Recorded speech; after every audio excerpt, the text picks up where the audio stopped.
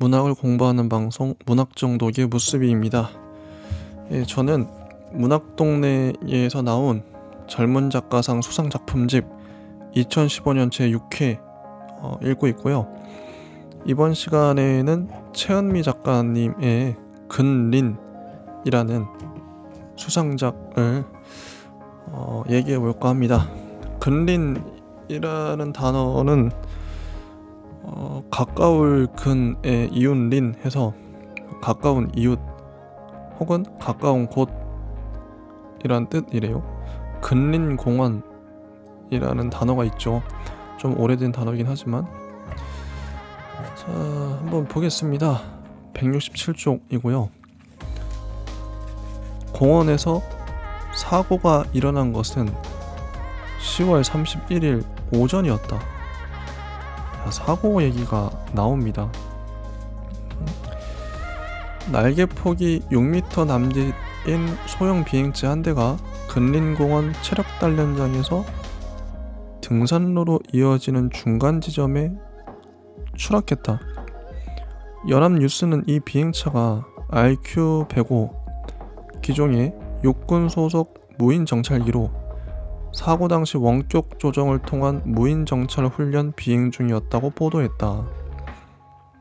사고 당일은 근린공원에서 어르신 문화축제가 열리던 날로 사고 시각인 오전 11시경 공원 야외 공연장과 체력단련장 인근에는 이미 100여 명의 인파가 있었던 것으로 전해졌다.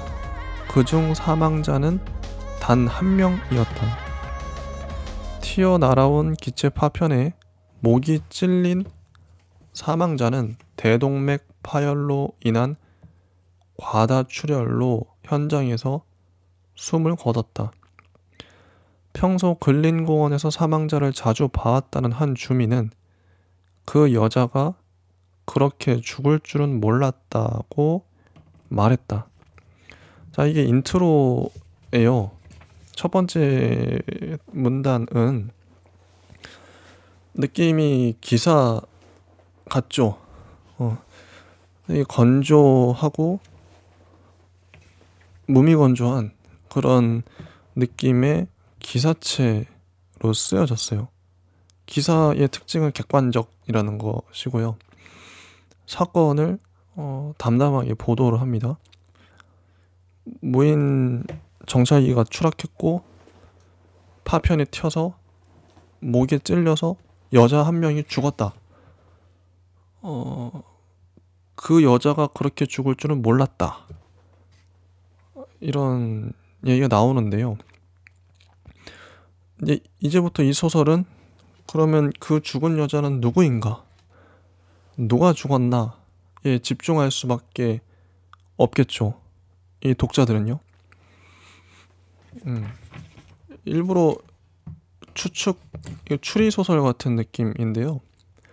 누가 죽었을까? 계속 따지게 됩니다. 근데 결론부터 말하면 여기 여러 명의 여자 인물들이 나오는데 끝까지 누가 죽었는지는 안 나와요. 일부러 그렇게 한 거죠. 특정인이 죽은 게 아니라 누구도 죽을 수 있다. 모두가 죽을 수 있다. 그런 거죠. 그리고 이 소설은 어떤 그림을 그린 듯한 느낌. 여기 보면 해설에 나오는데 이거 이재경 이제 문학평론가님께서 쓰신 이제 평론인데요. 이 해설을 먼저 보는 게 더 도움이 될 것 같아요. 단편 소설은 한 장의 단면도를 남기기 위해 쓰이는 것인지도 모른다. 어떤 이의 진심을, 어떤 일의 진상을 가장 절묘하게 드러내는 절단면, 사건이 배고 지나간 자리의 흔적들을 이어긋는 것으로 이 도면은 완성될 것이다. 그리하여 우리는 공간화된 여운이라 불러도 좋을 이 자취를, 잘려나간 존재들의 아직 멋지 않은 신부를 한동안 들여다보며 그 형상의 의미를 더듬어 보는 것이다. 그런데 근린이 남기는 공간적 잔상은 조금 독특한 것이어서 들여다보는 대신 내려다보는 종류의 시선을 유도한다. 그것은 무언가를 해부하는 종단면이라기보다 무언가를 개관하는 횡단면에 가깝다. 그러니까 그것은 일종의 평면도다. 그것이 소설의 산물인 고로 사건의 평면도다. 자, 결말은 어떤가? 사고 현장에 있었던 것은 공교롭게도 그들 전부이고 사망자가 누구인지는 끝내 묘연하다. 그 여자는 누구인가라는 우리의 질문에 소설은 대답을 마련해두지 않았다. 어쩌면 이는 당연한 귀결일 터 우리가 읽어야 할 것이 지도가 아닌 도면이라면 설령 그 위에 의문스러운 좌표가 하나 찍혀 있더라도 크게 연연하지 않는 편이 좋겠다. 문제는 목적지를 찾아가는 것이 아니기 때문이다. 그보다는 그 위에 그려진 이리저리 움직이며 뒤섞이고 갈라지는 선들, 동선들과 시선들에 주목해야 한다.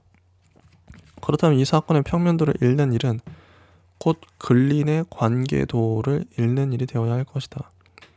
근린, 근처에서, 근린, 이웃으로 얽힌다는 것은 무엇을 의미하는가? 물론 그것은 우선 자주 마주치게 된다는 뜻이다. 여자들의 동선은 되게 일정하다. 비슷한 시간에 근린 공원으로 나와 비슷한 일을 한다. 하지만 결국 그들은 서로에게 이상한 여자들, 그 이상도 그 이하도 아니다. 하지만 그들을 정말 이상하다고 말할 수 있나? 여자들은 나름대로 뭐라 말할 수 없는 사정을 품고 근린 공원에 나왔을 것이다. 그러나 그들은 그들 각자의 사정을 모른다. 그네들은 완전히 낯선 타인도 아니고 충분히 친밀한 지인도 아닌 채로 지나치게 자주 마주친다. 그러다 보니 지나치게 자주 어긋난다. 근린의 관계는 여기저기 눈을 돌리다 우연히 가닿는 표면적 시선으로만 형성된다. 짐짓 무관심해지자니 눈에는 보이고 애써 관심을 쏟자니 오지랖 같다. 그러니 보이는 대로 보고 싶은 대로 볼 수밖에 없지 않겠는가. 이해 대신 오해만이 축적되니 그들 각자의 사정과는 무관하게 누군가는 일관성이 없는 여자가 되고 누군가는 노망난 여자가 된다. 그들 각자의 사정, 무지의 불일치는 도리어 서로의 연결고리를 촘촘하게 만드는 역설적 결과로 이어진다. 사소한 것과 심각한 것, 행운과 불행, 선의와 악이, 심지어는 삶과 죽음까지도 제멋대로 자리를 바꾸고 그들 모두가 예기치 못한 방식으로 이웃의 비극에 동참한다. 이렇듯 지척에서 뒤엉키는 이웃들의 삶은 비루한 아이러니들로 가득 차 있다. 결국 여자들 모두를 그 여자로 이끄는 이 소동극에서 그 여자의 사정 같은 것은 중요치 않게 된다. 아니 그네들 전부가 평등하게 고만고만한 그 여자일 뿐이다. 스스로의 욕망과 고통에 휘둘리고 주변 사람들에게 휘말리며 이정표가 가리키지 않는 어딘가로 떠밀려가는 익명의 존재일 따름이다. 여기까지 오면 우리의 눈길을 끌었던 도입부의 말, 그 여자가 그렇게 죽을 줄은 몰랐다가 단순히 우리로 하여금 잘못된 질문, 그 여자는 누구인가를 던지도록 오도하는 장치가 아니었다는 사실을 알게 된다. 오히려 그 말은 근린의 관계에 대한 가장 정확한 기술이다. 그 발화의 주체와 대상이 누구이든 간에 누가 죽었고 누가 살았든 간에 그 말은 항상 성립할 것이다. 매일같이 봐왔던 그 여자를 고작 그 여자라고 밖에 부를 수 없고 그 비참한 죽음에 대해 겨우 그렇게 죽을 줄 몰랐다고 밖에 말할 수 없을 정도로 그들은 서로의 사정에 대해 별로 아는 바가 없기 때문이다. 자, 최은미는 주제를 공간적으로 형상화하는 데 뛰어난 작가였다.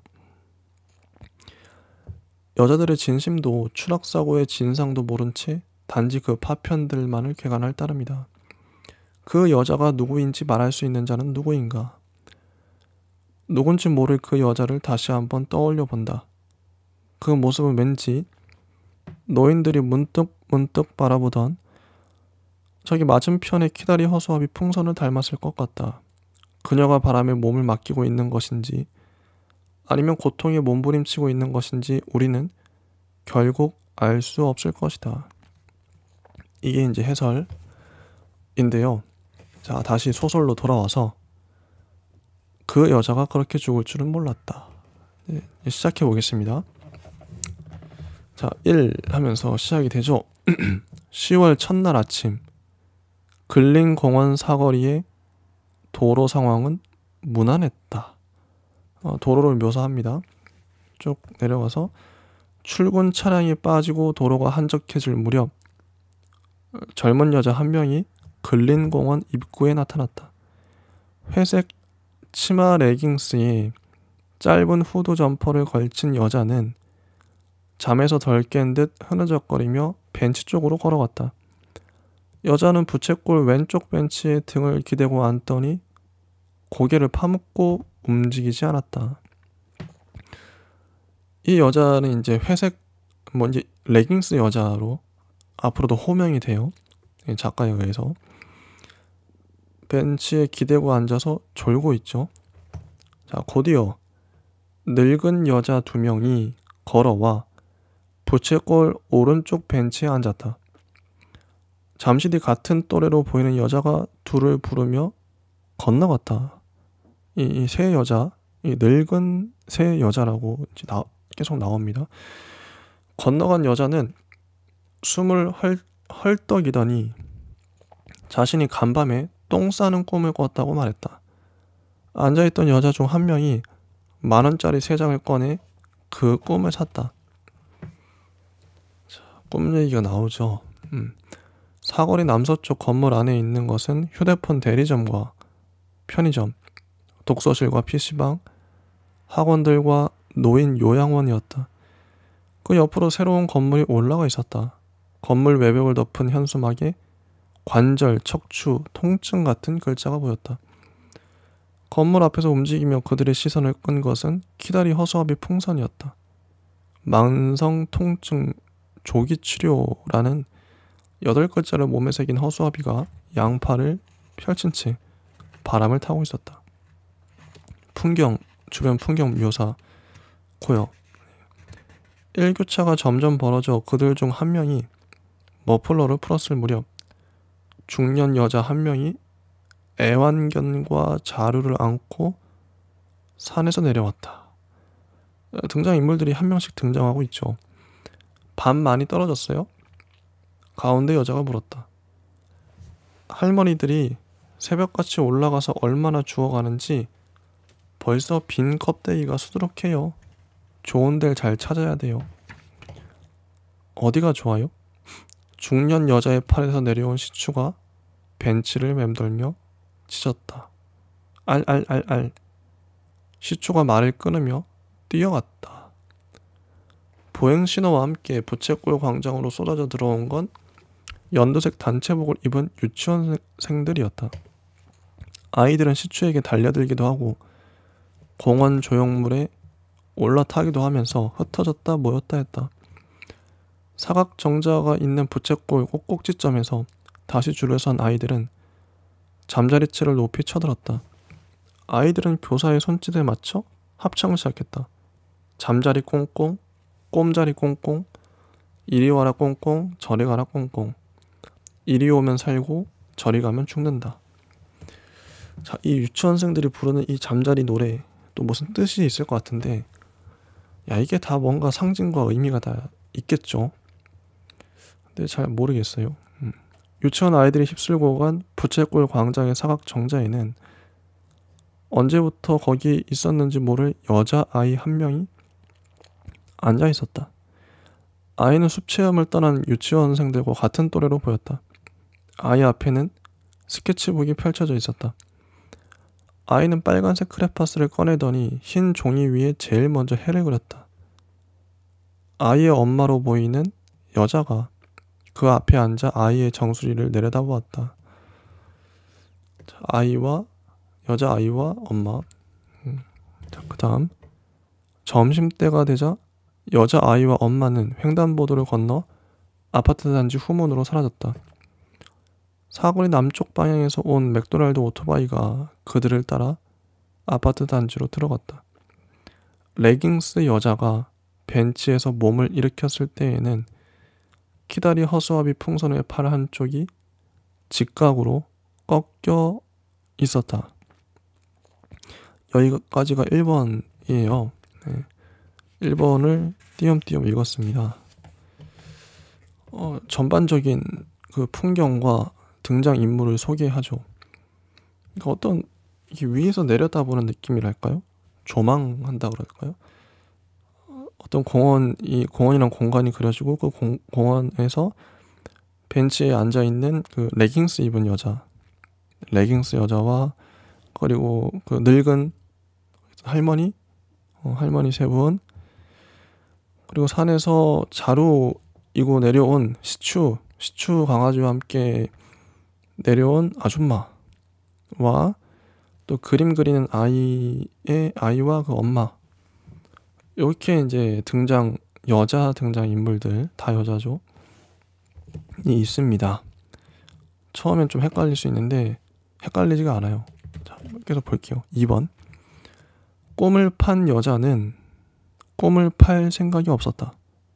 이제 한 명 한 명의 인물들에 대한 디테일한 묘사, 사연, 사정 이런 게 나오죠. 깨고 나서도 흥분이 가시지 않아 누군가에게 말하고 싶었을 뿐이었다.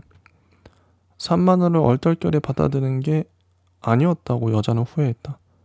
무언가 중요한 것을 빼앗겼다는 생각을 지울 수 없었다. 보통 꿈을 사가고 꿈을 팔고 이런 알레고리면 결국 꿈을 사간 여자가 죽나? 이런 생각도 들죠.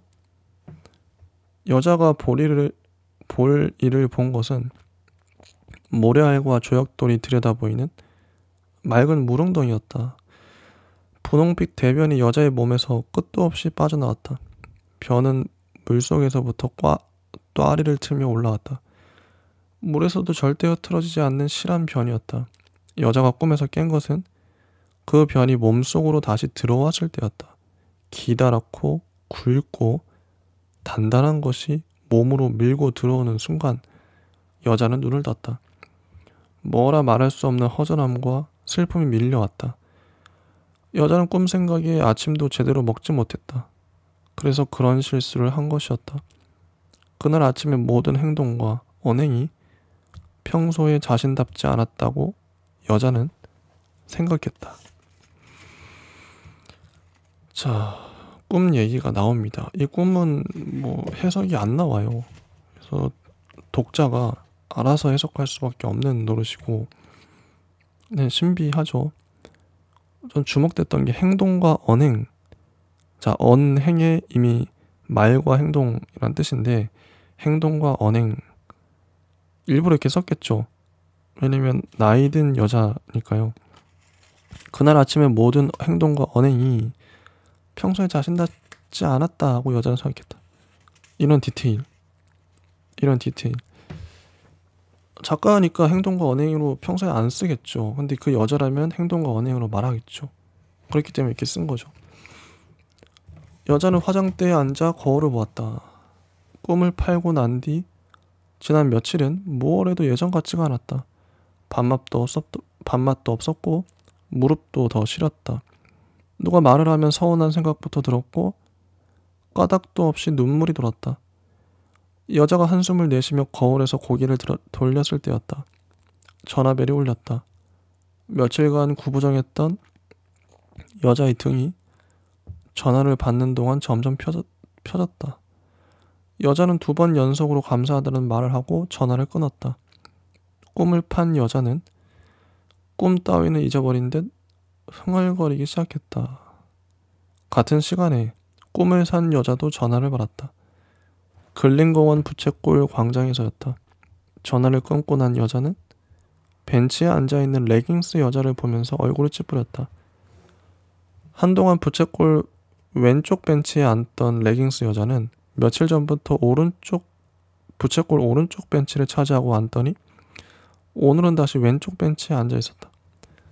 젊은 여자가 일관성이 없어.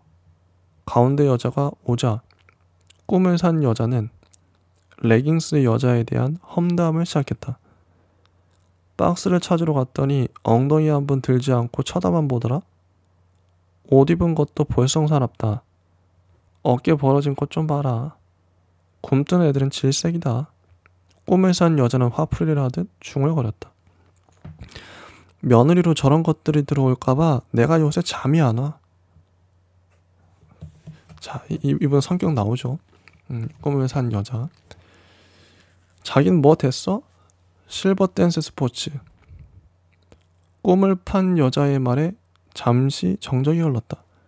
세 여자는 모두 10월 말일에 있을 어르신 문화축제에 참가할 예정이었다. 경쟁률이 가장 높았던 실버 댄스 스포츠에 꿈을 판 여자만 선정이 된 것이었다. 나머지 두 여자가 전화로 권유받은 공연은 한복을 줄별로 맞춰 입고 어깨춤을 추는 노부는 골드 스타일이었다. 댄스 스포츠와는 비교가 될 수 없었다. 실버 댄스에 참가하는 여자들은 모두 빨간 원피스를 입었다. 빨간 구두를 신고 머리에는 빨간 꽃을 꽂고 역시나 높은 경쟁률을 뚫고 성전된 남자 노인들과 탱고를 추는 것이었다. 실버 댄스는 어르신 문화축제의 꽃이었다. 커피 맛이 왜 이래? 꿈을 산 여자가 한 모금 마시자마자 인상을 썼다. 내가 김태희 말고 이나영 있는 걸로 사라고 했잖아. 꿈을 산 여자가 순식간에 팔을 젖혀 벤치 뒤 회양목 위로 커피를 뿌렸다. 김이 올라오는 뜨거운 커피였다. 운동기구 위에 올라가 있던 중년 여자가 비명을 지르며 뛰어왔다. 알알알. 회양목 뒤에 앉아서 놀고 있던 것은 여자아이와 시추였다. 시추의 크림색 니트 위에 커피 얼룩이 점점해져 있었다. 아이와 시추가 화상을 입을 수도 있었던 상황이었다. 중년 여자가 달려오는 동안에도 아이 엄마는 정자 기둥에 멍하니 기대 앉아 있었다. 가장 먼저 달려온 것은 뜻밖에도 레깅스 여자였다. 레깅스 여자는 아이와 개가 무사한 것을 확인하고는 꿈을 산 여자를 한번 쳐다본 뒤 벤치로 돌아갔다. 어른들이 큰 소리에 겁을 먹은 여자아이가 엄마 있는 정자 쪽으로 달려갔다. 시추가 종종거리며 여자아이를 따라 뛰었다. 달려오는 아이와 시추를 발견한 엄마가 저리 가! 낮게 소리를 질렀다. 그 소리에 아이와 개 모두 멈칫했지만 아이는 엄마한테로 시추는 주인한테로 돌아갔다. 상당히 무미건조한 묘사입니다. 사거리 서쪽 방면에서 달려온 맥도날드 오토바이가 공원 입구에 멈춰섰다. 맥도날드 라이더는 오토바이에서 내리며 휴대폰을 꺼냈다. 라이더는 휴대폰 카메라로 깨진 보도블록을 촬영했다. 라이더는 다시 몇 걸음을 옮겨 전신주를 찍었다. 관절 척추병원에서 나온 팔골절 환자가 키다리 허수아비 풍선 옆에 서서 담배를 피우며 웃었다. 신호 대기 중이던 마을버스 기사가 아반떼 씨발놈 이라며 삿대질했다. 맥도날드 라이더가 휴대폰을 이동해 마을버스 기사를 찍었다. 저 영감이 지금 누구한테 욕을 하는 거야? 꿈을 산 여자가 벤치에서 일어났다. 방금 씨발년이라고 하는 거 들었어? 지금 나한테 욕한 거 아니야? 아니야. 가운데 여자가 꿈을 산 여자를 끌어안쳤다. 그러니까 그 요양원 커플 말이야. 가운데 여자가 말을 이었다. 요양원에서 눈 맞은 게 문제가 아니야. 그 둘이 글쎄 합방을 요구했대. 요양원 측에 정식으로 요청을 했다는 거야. 세상에 정신은 멀쩡한가 보네. 그게 어떻게 멀쩡한 거야? 노망이지. 남자는 그 뭐지? 뇌경색인지 뇌졸중인지 쓰러져서 들어갔다는데 몸 반쪽은 아예 굳어버렸대. 여자는 뭐라더라, 바람만 불어도 아픈 그런 병으로 시작을 해서 콩팥이고 뭐고 다 망가졌다던데. 통풍? 그래, 통풍. 안 겪어본 사람은 절대 모른다더구먼. 바람만 스쳐도 그렇게 아프대. 늙은 여자 셋은 문득 말을 멈추고 대각선 맞은편을 보았다. 왼쪽으로 몸을 꺾었던 키다리 허수아비 풍선이 다시 오른쪽으로 몸을 꺾었다. 규칙적으로 움직이던 풍선은 갑자기 고개를 접더니 다시 두 팔을 펼치며 손을 흔들었다. 그들은 풍선의 움직임만으로도 바람의 세기를 알 수 있게 된 것에 불현듯 공포를 느꼈다.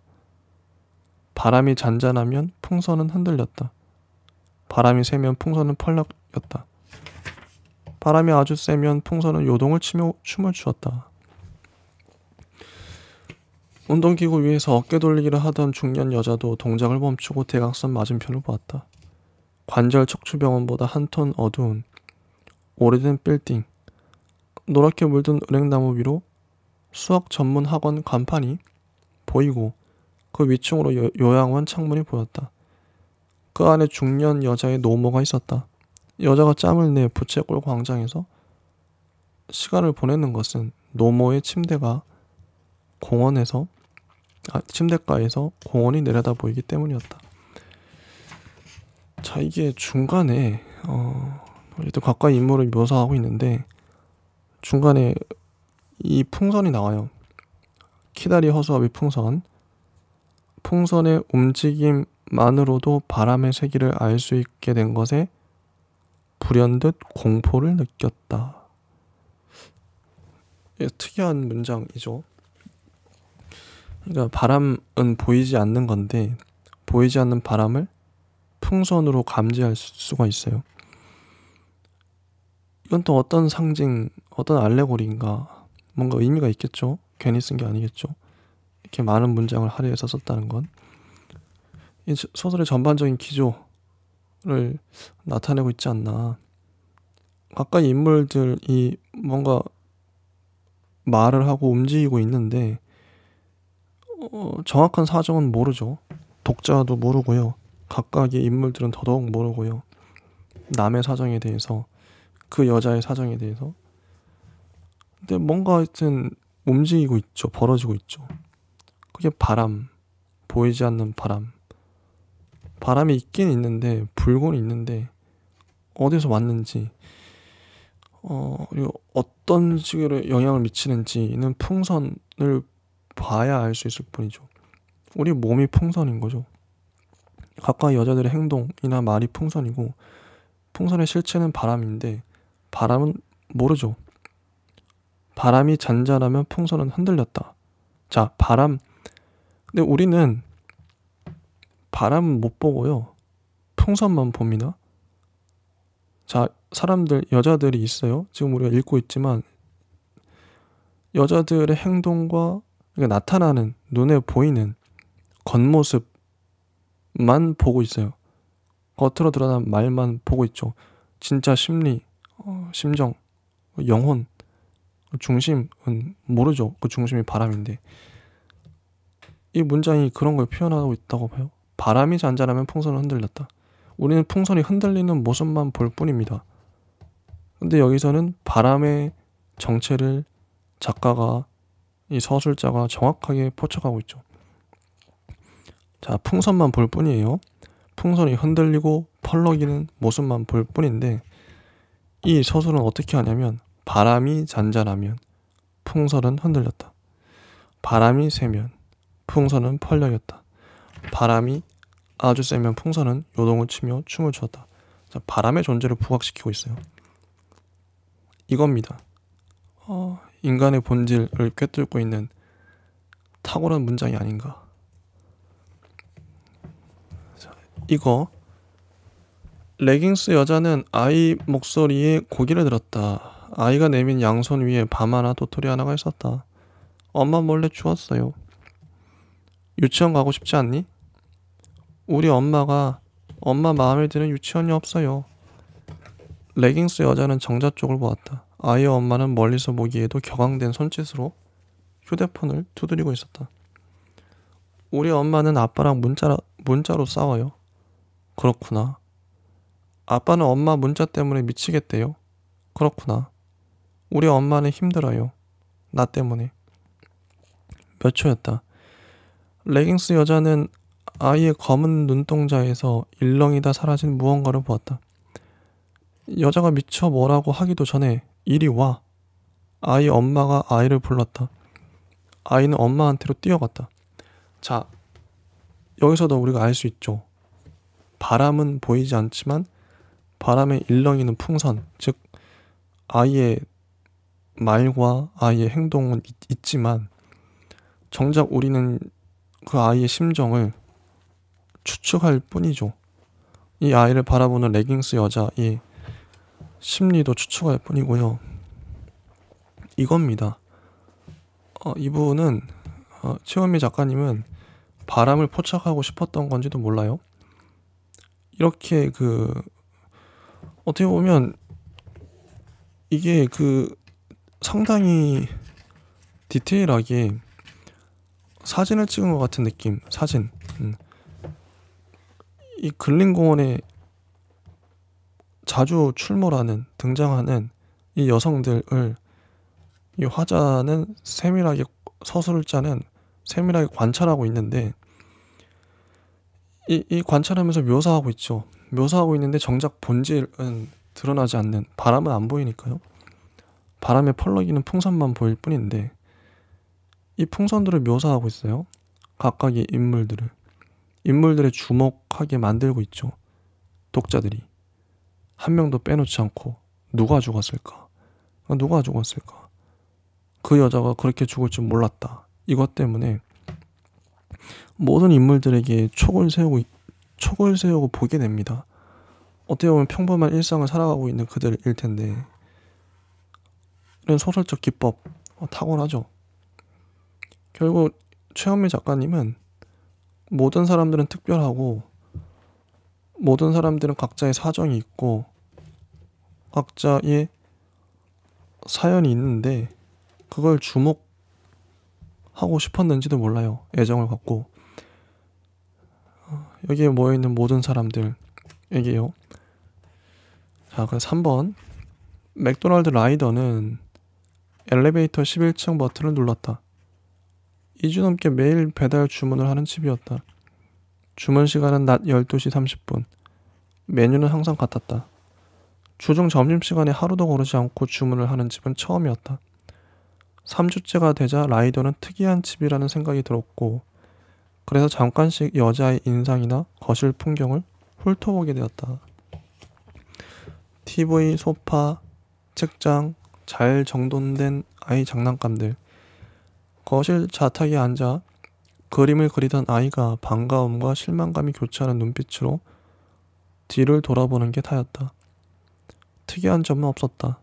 정상적인 여자라면 아이에게 패스트푸드를 매일 먹이진 않을 것이다. 그렇다면 여자가 먹는 것일까? 어떻게 똑같은 햄버거를 매일 먹을 수 있을까?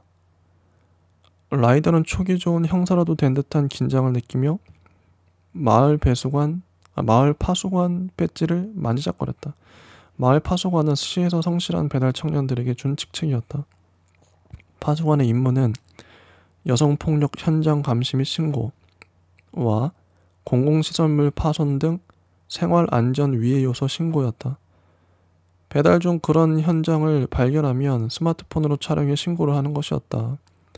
라이더는 실제로 CCTV를 파손하며 다닌 한 40대 남자를 신고해 우수 파수관으로 선발된 적이 있었다. 라이더는 그때의 뿌듯함을 잊지 않고 있었다. 엘리베이터를 타고 내려오면서 라이더는 배달 첫날을 되짚어 보았다. 여자는 분명 라이더의 왼쪽 가슴에 달린 마을 파수관 배지를 유심히 보았다.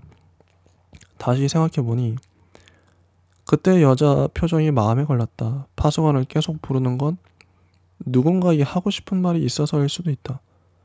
집에서 혹시 폭력과 파손의 현장이 펼쳐지고 있는 걸까? 이상한 놈이라도 숨어 들어가 있는 걸까? 협박을 받고 있다면 햄버거 값을 건네는 동안 어떤 식으로든 알릴 수 있지 않을까 생각을 이어가던 라이더는 정신이 돌아온 듯 피식 웃었다. 도움이 필요해서 배달을 시킨다니. 그런 건 영화에서나 일어날 법한 일이었다. 이런저런 생각 끝에 라이더가 내린 결론은 그 여자가 나한테 관심이 있다였다. 아무래도 그게 제일 현실성이 있었다. 아파트 단지를 빠져나오면서 라이더는 여자의 머리부터 발끝까지를 다시 그려보았다. 얼핏 보기로도 여자는 예쁘장한 인상이었다. 신호를 기다리는 동안 라이더는 규칙적인 성생활을 하는 능숙한 주부와의 한 번을 상상했다.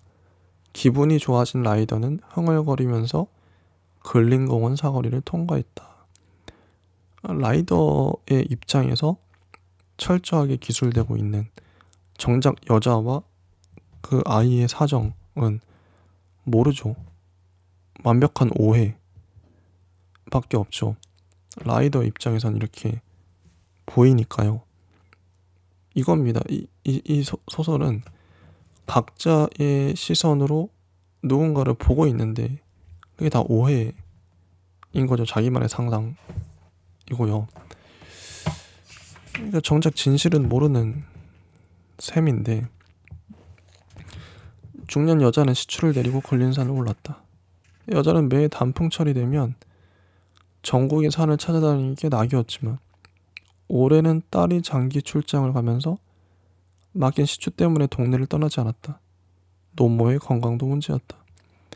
아쉬운 대로 걸린산을 찾았지만 마음에 차지는 않았다. 여자는 명당을 발견합니다. 명당에 자주 가고요. 산에서 내려오자 부채꼴 광장에는 여자들이 앉아 있었다.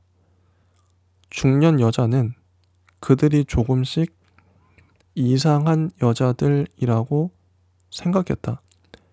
레깅스 여자는 집에 들어가서 편히 자지 않고 왜 공원에 나와서 자는지 이해가 안 됐다. 아이 엄마는 얼굴에 이미 우울증 중증 상태가 나타나 있었다. 바깥에 꼬박꼬박 나오는 걸 보면 어떻게든 버텨보려는 생각이 있는 것도 같았지만 또래 아이들이 나오는 오후가 되면 여자는 아이를 데리고 사라졌다. 나란히 앉아있는 여자 노인 셋은 한 계절씩 돌아가면서 서로를 따돌리는 사이였다. 그러면서도 늘 셋이 같이 어울렸다. 자, 이거는 이 중년 여자의 시선으로 본 각각의 인물들에 대한 선입견인데요. 이상한 여자들로 보는 거죠. 이 정도 거리감이 있고요. 각각의 어떻게 현대의 인물, 현대인들의 각각 소외된 각각의 섬으로 살아가는 그걸 잘 보여주고 있는 것 같아요. 적당히 거리가 있고 자주 마주치긴 하는데 관계는 없고 참 씁쓸하죠. 181조에 보면 그때 꿈을 판 여자의 문자 수신음이 울렸다. 실버 댄스 파트너 노인이었대요. 여자의 가슴을 두드렸다. 기분이 좋겠죠. 뭐 이제 두근거리겠죠. 이게 단순히 그 외부인의 시선뿐만 아니라 이 서술자는 어쨌든 전지적 작가 시점까지도 들어가요. 그 여자의 마음까지 알고 있으니까요. 아이 엄마가 갑자기 아이를 정자 밖으로 끌어냈다. 여자는 아이의 어깨를 거칠게 밀치며 해를 가리켰다. 잘 봐. 네 눈엔 저게 빨간색으로 보이니? 아이가 휘청거리며 하늘을 올려다보았다. 아이는 무방비 상태로 해를 보았다. 저렇게 보면 눈이 부실 텐데 레깅스 여자가 생각하는 순간 아이가 눈을 껌뻑이더니 눈물을 흘렸다. 아이는 소매로 눈물을 쓱 닦아냈다. 다시 말해봐. 해가 무슨 색이야? 대답 안 해? 해는 노란색이잖아. 그래 안 그래? 아이 엄마가 정자로 저벅저벅 걸어가 노란색 크레파스를 꺼냈다. 그때 숲체험을 마친 유치원 아이들이 공원 안쪽에서 나타났다. 아이들은 속삭이듯 노래를 불렀다. 잠자리 꽁꽁, 꼼자리 꽁꽁, 이리 와라 꽁꽁 저리 가라 꽁꽁 이리 오면 살고 저리 가면 죽는다. 이 노래가 두 번째 나오는데 도대체 무슨 의미인지 모르겠어요. 여자아이는 정자와 아이들 중간에 서 있었다. 아이는 어디로도 선뜻 움직이지 못했다. 울듯이 선 아이의 두 눈동자에 가을 구름이 몰려와 있었다. 아이가 공원에 마지막으로 서 있던 날 정오의 풍경이었다. 참, 근데 엄마 말도 맞긴 맞는데 해가 빨간색이 아니라 노란색이라는 걸 아이에게 이렇게 폭력적으로 강조할 필요가 있었을까? 무슨 사정이 있겠죠? 근데 사정은 끝내 안 나오고요. 자, 4번은 짧습니다. 10월 하순 이틀 동안 비가 내렸다. 하루는 강풍을 동반한 비가 내렸고 하루는 비양기가 걸린 산을 뒤덮었다. 이틀 동안 어르신 문화축제 공연 연습은 중단되었고 누구도 근린공원에 나오지 않았다. 이틀 동안 근린공원 사거리를 통과한 차량은 18만 대, 사거리 횡단보도를 오간 사람은 920명이었다. 강수량은 70mm, 체감 온도는 0도, 해와 달은 뜨지 않았다. 북동쪽에서 남서쪽으로 초속 17m의 바람이 불어오던 그날 밤, 부둥켜 안은 두 형상이 남서쪽 건물에서 나왔다. 그들은 바람을 거슬러 북동쪽 산으로 올라갔다. 그들 뒤로 비양기에 휩싸인 아파트 단지의 불빛이 펼쳐졌다. 총 24개 동 2000세대의 불빛이 풍등처럼 떠오르다 허공 속에서 전멸했다. 그중 37집의 여자들이 아이를 보며 말했다. 우리 같이 죽을까? 그날 밤 한 집에서 그 말을 행동으로 옮겼다. 나무들이 한 방향으로 출렁이며 밤새 낙엽을 쏟아냈다. 날이 밝을 때까지 키다리 허수아비 풍선은 춤을 추었다. 자, 그리고 5번. 이제 그들이 요양원을 탈출했대요. 이런 얘기도 나오고요. 그리고 경찰은 중년 여자에게 근린산 수색 일정을 말한 뒤 아이 엄마한테로 걸어갔다. 아이 엄마는 3일 꼬박곡을 한 상주 같은 모습이었다. 여자는 쉰 목소리로 흐느끼며 자기를 죽여달라고 말했다. 경찰은 아이 엄마에게 몇 가지 정황을 묻는 듯 보였지만 여자는 얘기를 할 수 있는 정신이 아닌 듯했다. 속이 속일까? 그 예쁜 애는 어쩌다가 애가 없어져서 온 산을 헤매고 다녔나 보더라고. 아침에 체력 단련장 쪽에 쓰러져 있었다던데. 그런데 애가 설마 산으로 갔을까? 주택가 쪽에서 찾아야 되는 거 아니야? 경찰이 어련히 알아서 찾으려고 알알알알 시추가 부채꼴 광장을 어지럽게 돌았다. 레깅스 여자는 잠시도 눈을 떼지 않고 아이 엄마를 보고 있었다. 주머니에 든 밤과 도토리와 막대사탕을 만지면서 레깅스 여자는 아이 엄마의 말을 곱씹는 중이었다. 아이를 잃어버린 여자는 아이를 찾으려고 하지 죽으려고 하지 않는다. 하지만 아이 엄마가 흐느끼며 하는 말은 진심처럼 들렸다. 아이를 잃어버린 죄책감으로 하는 말이 아니라 여자는 정말로 죽고 싶은 것 같았다. 아무래도 수상해. 꿈을 산 여자는 아이 엄마와 레깅스 여자를 번갈아 보며 고개를 갸웃거렸다. 빤한 동네에서 아이가 어디를 갔을까? 그 또래 아이들은 대개 부모의 휴대폰 번호나 집 동호수 정도는 외우고 있었다. 단순 실종일까? 혹시 면식범의 유괴는 아닐까? 이러면서 뭐 레깅스 여자가 의심을 당하기도 하고요. 그리고 쭉 가서 그런 아이 엄마를 한 남자가 휴대폰으로 찍고 있었다. 남자 옆으로 눈에 익은 오토바이가 보였다.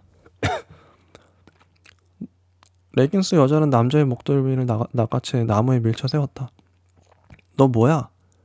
레깅스 여자는 삼두근으로 라이더의 쇄골과 목을대 사이를 압박했다.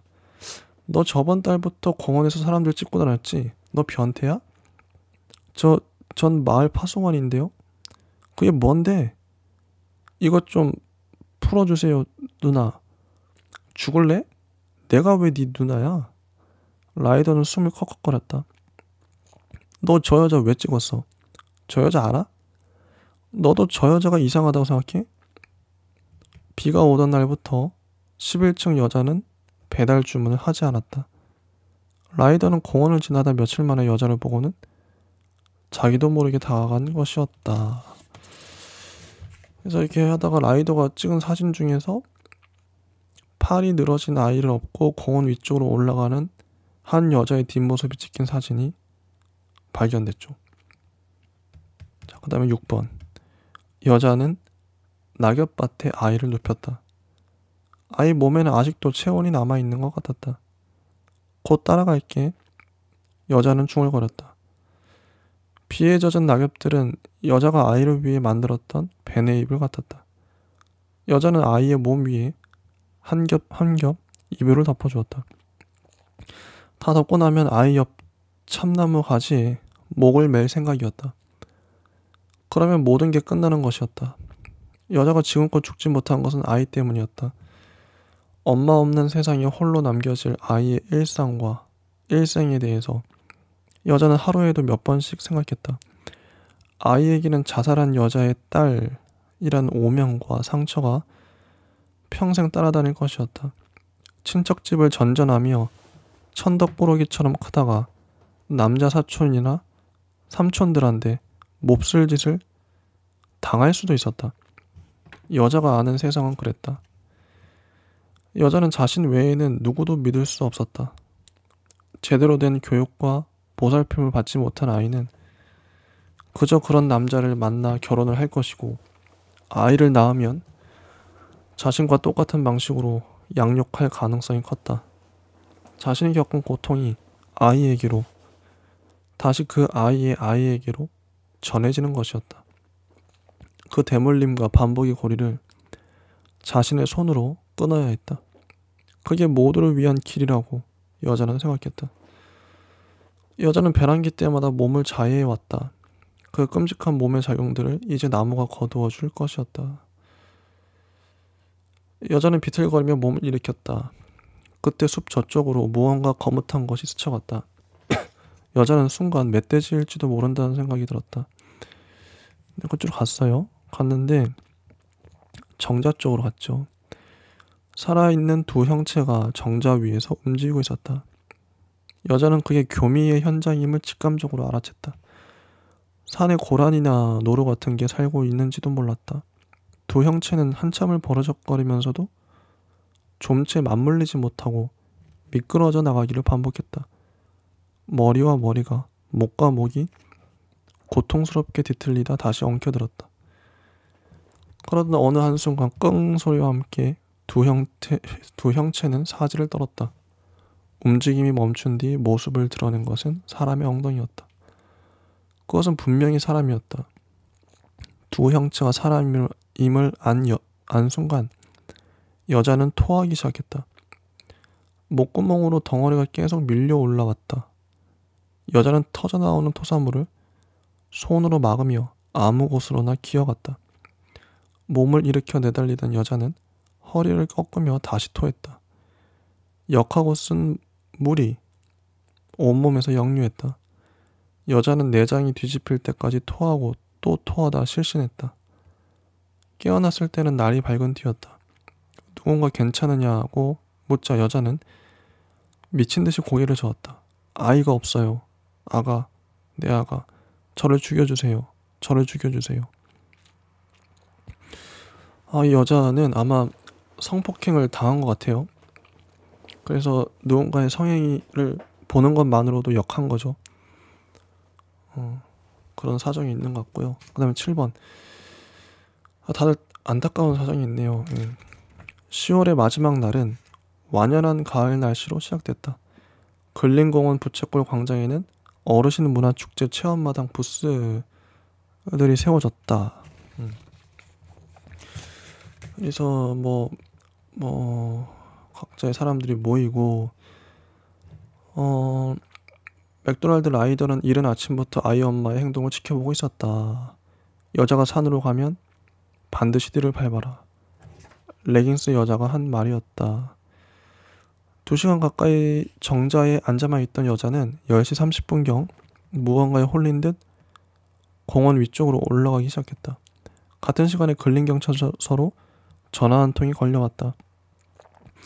육군 수도방위 사령부 예하부대에서 온 전화였다. 요양원을 탈출한 두 노인이 발견된 곳은 근린산 봉우리의 군 참호 안이었다. 두 노인은 요양원 기저귀를 찬 채 구덩이 속에서 나란히 숨져 있었다. 경찰서에 연락을 받은 중년 여자는 부채꼴 광장에 주저앉았다. 노모가 발견됐다는 말을 듣고서야 여자는 노모의 행동을 실감한 듯했다. 왜 그랬어, 엄마? 중년 여자는 어린아이처럼 소매로 눈가를 훔쳤다. 바람이 그렇게 불었는데 왜 나갔어, 엄마? 중년 여자는 산을 보면서 계속 엄마를 불렀다. 연습팀을 찾아 체력 단련장 쪽으로 올라가던 가운데 여자는 울면서 올라오는 중년 여자를 보았다. 얘 좀 데리고 있어주세요. 중년 여자는 등산로 쪽으로 정신없이 올라갔다. 엄마를 찾았나 보구나 착잡해하며 가운데 여자는 체력 단련장 벤치에 걸터 앉았다. 그때 시추가 오솔길 쪽으로 내달렸다. 얘 어디 가니? 가운데 여자는 시추를 쫓아갔다. 다 도착했다던 가운데 여자가 오지 않자 꿈을 산 여자는 체력 단련장 쪽으로 나왔다. 어떤 흥도 나지 않는 날이었다. 나뭇가지를 분지르며 나오다가 꿈을 산 여자는 꿈을 판 여자를 보았다. 꿈을 판 여자는 전화통화를 하면서 오솔길로 접어들고 있었다. 여자의 빨간 구두가 젖은 낙엽 속으로 푹푹 빠져드는 게 보였다. 꿈을 산 여자는 꿈을 판 여자를 뒤따라갔다. 모든 여자들이 움직이고 있어요. 그 시간 근린공원 사거리 남서쪽 횡단보도에 서 있던 레깅스 여자는 라이더의 문자를 받았다. 체력 단련장 4시 방향 오솔길 50m 참나무 숲 제일 안쪽 나무 밑 여자가 땅을 두드리며 통곡함. 낙엽 더미를 쓰다듬으며 아가를 부름. 레깅스 여자는 주먹을 쥐고 심호흡을 했다. 옆에 서 있던 키다리 허섭이 풍선이 몸 하단을 꺾으며 땅 위로 엎드렸다. 풍선은 모든 대기를 끌어모은 듯 서서히 팽팽히 부풀며 아래서부터 허리를 펴 올라왔다. 풍선이 몸을 활짝 펼친 것을 신호탄으로 레깅스 여자는 달리기 시작했다. 레깅스 여자는 사거리를 전속력으로 가로질렀다. 여자는 번개와 같은 속도로 부채꼴 광장을 지나고 야외 공연장과 다목적 광장을 넘어서 체력 단련장으로 뛰어 올라갔다. 북동풍이 근린산 정상에서부터 산을 흔들며 내려왔다. 맹가지와 낙엽들이 원래 한 몸이었던 걸 아는 것처럼 동시에 휘날렸다. 레깅스 여자가 오솔길을 타고 들어갔을 때 공원 곳곳에서 사람들이 고개를 들기 시작했다. 공원에 오토바이가 들어왔나? 누군가 어리둥절해하며 말했다. 하늘에서 나는 소리 같은데? 누군가 숲 위를 가리켰다. 저게 새야 비행기야? 연인과 만나기 직전인 여자. 빨간 구두를 뒤쫓던 여자. 빈 방껍데기를 뒤집던 여자. 숲 이쪽 끝에서 저쪽 끝을 찾아가던 여자. 숲 저쪽 끝에서 울고 있던 여자. 그들은 약속이라도 한 것처럼 자신의 머리 위를 올려다보았다. 시추만이 어떤 소리도 안 들리는 듯 낙엽이 수북히 덮인 그곳으로 달려갔다. 알알알알알알알알. 시추는 낙엽더미 옆에서 공중공중 뛰기 시작했다. 풍속이 최고치를 기록한 추락 3초 전 머리 위에 있는 물체가 곧 떨어질 거라는 걸 모든 여자들이 예감했을 때 비행체는 추락하기 시작했다. 누군가는 바닥에 엎드렸고 누군가는 눈을 질끈 감았으며 누군가는 나무를 붙잡았다. 알알알알알알알알알알. 움직이는 것은 시추뿐이었다. 시추는 낙엽들을 한 겹 한 겹 물어 옮겼다. 3초 후에도 30초 후에도 300초 후에도 시추는 낙엽놀이를 계속했다. 자, 마지막 8번인데요. 무인정찰기 RQ-105는 추락 직전 마지막 영상을 송신했다. 군 지휘소 지상통제장비 모니터에는 60도 각도로 기울어진 낙엽밭이 담겨 있었다. 낙엽밭과 사선으로 맞닿은 하늘은 구름 한 점 없이 깨끗했다. 잎을 다 떨군 맹가지만이 하늘 안으로 실금처럼 뻗어나가 있었다. 맨 마지막 문장은 가을이 가고 겨울이 오자 낙엽밭 위로는 눈이 내렸다. 이렇게 끝이 납니다. 끝이 나요. 참, 결국 모든 여자들이 죽을 수 있고 죽은 여자일 수 있는 거죠. 각각 여자들이 사연이 있고. 이 소설도 짧지만 임팩트가 있는 어떤 풍경을 찍은 사진 같은 느낌. 사고 당시를 딱 이미지로 찍은 것 같은 느낌. 그런 소설이었어요. 이 최원미 작가님의 작가 노트를 보면 우리 동네 근린공원 입구에는 부채꼴로 펼쳐진 작은 광장이 있다 하면서 자신의 경험을 바탕으로 해서 쓴 것을 알 수 있고요. 네, 여기까지 하고요. 또 다음 시간에 뵙도록 하겠습니다. 예, 감사합니다.